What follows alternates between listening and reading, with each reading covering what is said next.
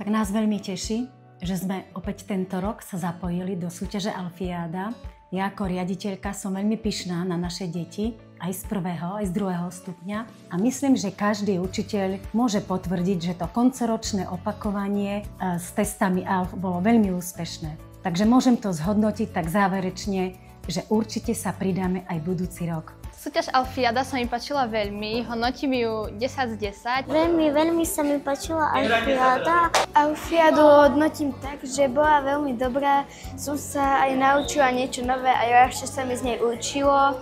Túto súťaž hodnotím 5 hviezdičiek z 5. Je to dobrá súťaž. No tak bolo to veľmi zaujímavé a dobré, vedel som si to zopakovať, upraviť si priemer, ale chcel by som to tiež využívať naďalej samozrejme.